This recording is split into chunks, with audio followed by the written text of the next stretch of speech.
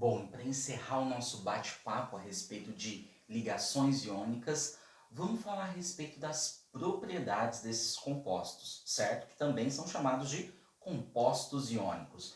A primeira coisa que a gente tem que pensar é que eles apresentam alto ponto de fusão e alto ponto de ebulição.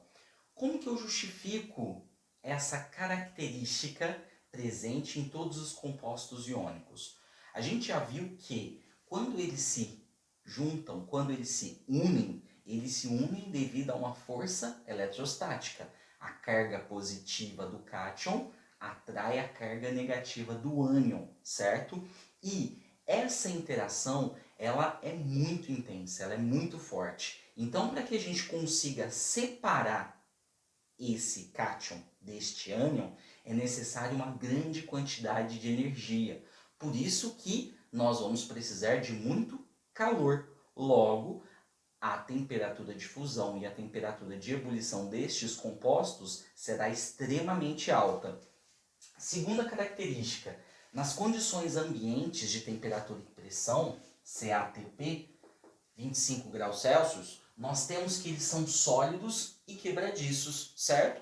Isso se justifica pelo fato que eles apresentam alta temperatura de fusão. Fusão, passagem do estado sólido para o estado líquido. Então, a 25 graus Celsius, estes compostos são sólidos. Quebradiços por quê? Bom, os compostos iônicos, como a gente já disse, eles apresentam um cátion ligado em um ânion.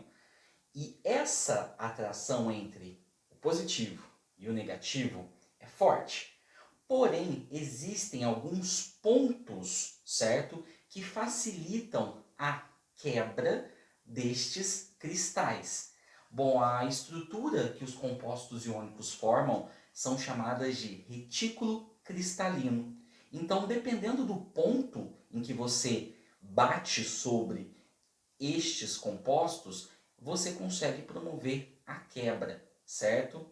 Bom, outra característica, condução de corrente elétrica. Eles conduzem corrente elétrica? Sim. Quando?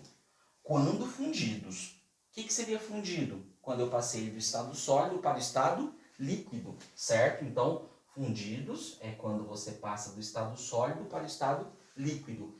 Isso se deve porque quando você coloca esses compostos no estado líquido, os íons vão apresentar mobilidade e, portanto, nós teremos a condução de corrente elétrica.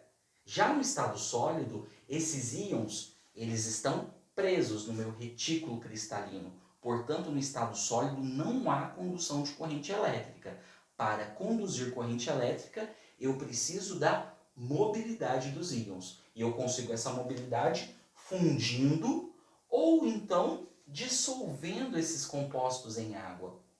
Para aqueles sais que apresentam solubilidade, certo? Ou melhor, para aqueles compostos iônicos que apresentam solubilidade em água, nós teremos a condução de corrente elétrica, formando os eletrólitos, certo? Por exemplo, se eu tenho o NaCl sólido, cloreto de sódio, e o coloco em água, eu sei que o cloreto de sódio apresenta uma solubilidade em água. Portanto, nós teremos a separação dos íons.